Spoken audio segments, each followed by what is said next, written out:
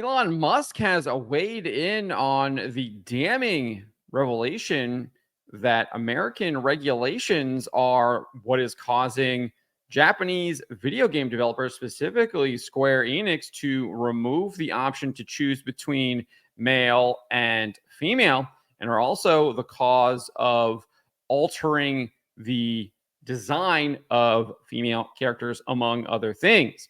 Before we get to this, I'd like to ask you, please hit that subscribe button. Hit that bell for notifications so you don't miss any of our future videos here at the Trent Report. I wrote this up over at thatparkplace.com. We'll have the link to this article in the description below if you'd like to read it yourself. So before we get to what Elon Musk had to say, let's kind of provide some context here. We are specifically going to be talking about Dragon Quest III HD 2D Remake. It was reported by user Rio Kutio 2089 that the game has, quote, no distinction between male and female heroes. He also noted that the characters are labeled A and B, with the A version appearing like a male hero, while the B version is a female hero. He then noted that the A version is voiced by male actor Hiyama Nobuyuki, while the B version is voiced by Minaguchi Yuko. On top of the main characters having their sex removed from the character select, Rio Q2 also reported that the jobs will also no longer be distinguished by gender in name. Unclear if that is actually true. Haven't seen any confirmation of that yet, but he was 100% correct on their on these characters having the option to choose between male and female being removed and instead being replaced with type A and type B. This was confirmed in a preview for the game in the weekly Shonen Jump magazine, which was shared to X by Scratchpoint here. You can see that they are labeling the characters as type A right there in the red. And the female character is type B. You can see it there in the red as well. Without having to blow it up. Following this confirmation, the game was added to the Sweet Baby Ink Detected Steam curator list, as well as Cabrutus Rambo's DI Detected website. On top of the removal of the option to choose between male and female characters, Cabrutus cited that the game also censored the trolls by removing their lips. He wrote this on a much more personal and nerdier level, and this one really pisses me off, I must say, is the censorship of the trolls' lips. You can see here how they did indeed remove the lips from the trolls for the HD 2D remake. You can see in all of the other versions of this game, the lips for the troll was there, and they have now seemingly removed that from the game. Not only was the game added to the Sweet Baby Ink Detected Steam curator list, as well as DEIDetected.com, but numerous gamers expressed on the game's Steam forums that they do not plan to purchase the game due to the changes Square Enix has made. Just as an example, this person right here, McRav, posted, "No man, woman, DI censorship, you don't get my money," and then repeated that kind of in the body of the post as well. I've covered this before. Numerous people saying that they will not be purchasing this game. It is an effective boycott due to the woke ideology that has been inserted into the game, whether that is through the character select, whether that is through the censorship changes here with the trolls, or even changing the name of a town from ISIS to IBIS, which I don't really cover in this article, but I've covered previously in other videos and in other articles on the website. So we then had this interview at the Tokyo Game Show with the creator of Dragon Quest, Yuji Horii. He did the interview alongside editor-in-chief, former editor-in-chief for Weekly Shonen Jump, Kazuhiko Torishima, and they were specifically asked about the changes made to the character designs and specifically why more clothing was added to the female character, Jenna Sharp, in the game, which that has also been previously criticized, right?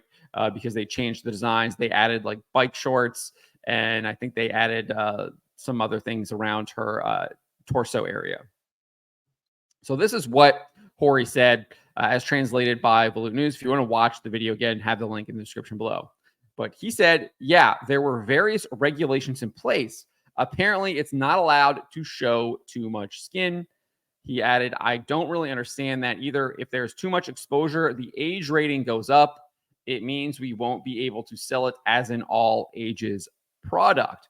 So he's claiming that it has the reason why they had to add clothing to the female character is because of this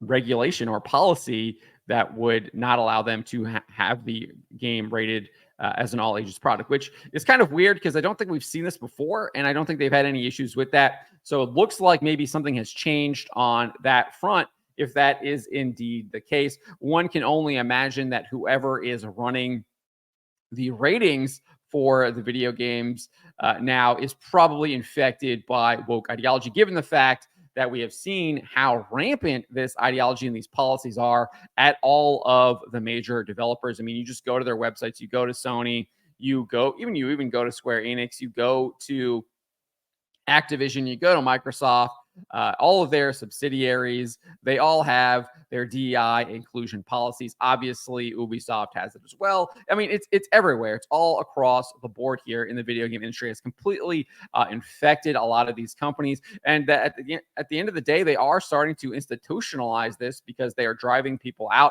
We have multiple reports that there are brain drain at a lot of these companies because a lot of the top talent has left because of a lot of these policies, whether that has to do with that they are just simply driving people away because of the way that they're doing their hiring policies, which is all based on quotas centered around sex and skin color. I mean, they all have this. They're all talking about how we need to diversify our workforce. We need to have a certain number or a certain percentage of our workforce being women, certain percentage of our workforce being foreigners, if you're looking at things like Japan. So they all have these quotas now, which are illegal in the United States, and I think are going to be challenged. And we're already seeing a lot of those policies being challenged elsewhere.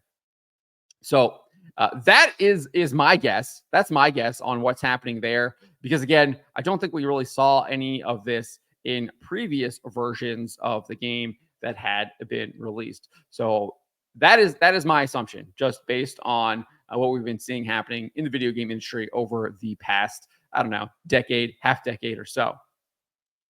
When asked about complying with various countries' regulations, Torishima then chimed in saying this: under the name of compliance, it's like an absolute god, an evil disguised as good. There's not such thing as content that doesn't make everyone uncomfortable, because beauty and ugliness, good and evil, are different for everyone. I 100% disagree with that assertion. The truth is immutable. It is the same for everyone. Now, maybe some people reject the truth. That is indeed true. And some people embrace it. And some people are indifferent to it. So there are different ways you can react to the truth. There's different ways you can react to beauty and ugliness, but those things are not subjective. That whole idea that stuff is subjective is a complete and utter gaslight and a lie.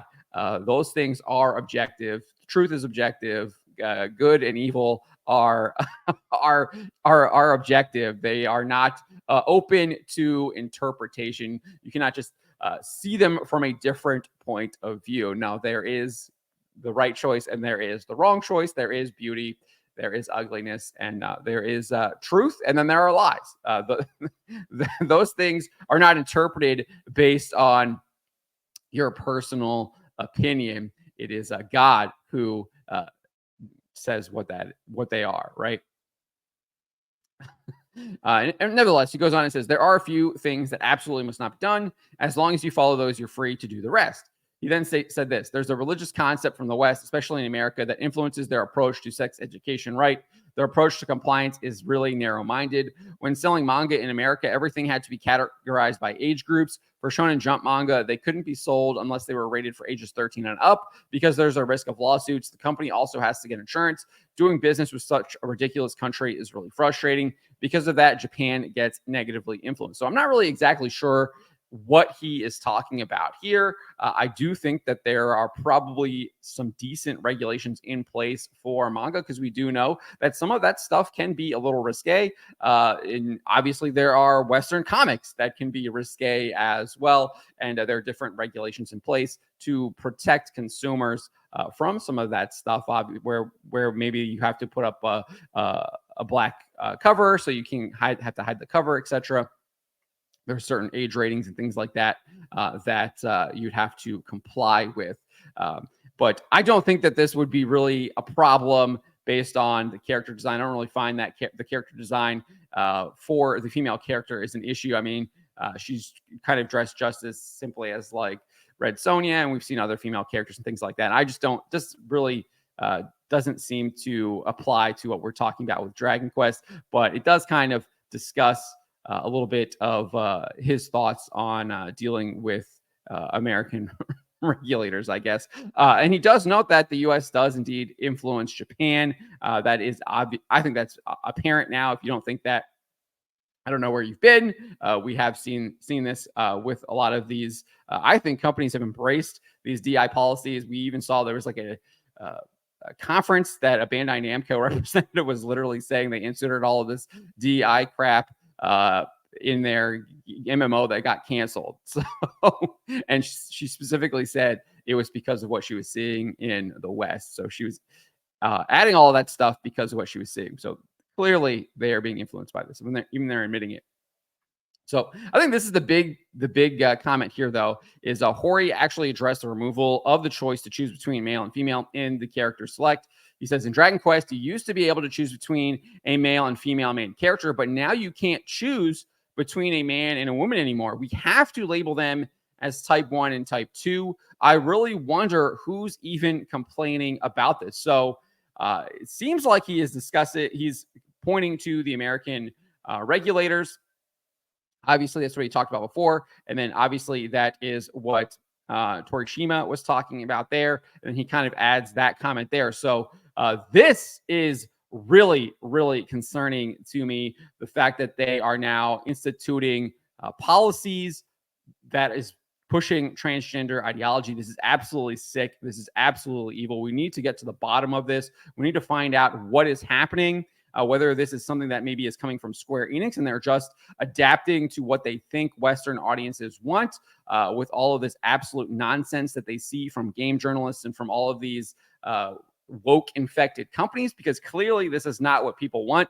Obviously, if they go to their Steam page, they will see all of these people boycotting this game because they do not want this stuff in their game. We can look at all of these games that have failed just this year, because they're pushing this absolute nonsense. Square Enix knows that they've faced games that have, Square Enix knows from their own personal experience that people don't want this. Look at Forspoken. They absolutely bombed. They had to shut down Luminous Productions. They do not want this. You can look at Saints Row. Do not want this stuff.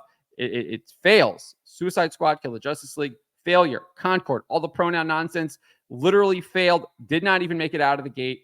Crashed within 2 weeks. Shut down. I mean, people do not want this stuff. I think it is very clear. This stuff does not sell. They're no longer able to gaslight people into buying this garbage. Gamers have choices, and they are choosing not to buy these woke games. So we got to get to the bottom of this, whether this is some kind of Square Enix internal policy, whether this is actually some kind of ESRB rating policy where they're enforcing this stuff. We need to figure out what is going on here. Why does he think that they are unable to label characters as man and woman anymore? Because we are seeing this. We are seeing this in numerous games, especially games coming from Japan, where they're labeling them type 1 or type 2 or type A and type B instead of male and female. We're seeing this in Pokemon, etc. It's just utterly ridiculous. It's insane. And it's evil. It's evil.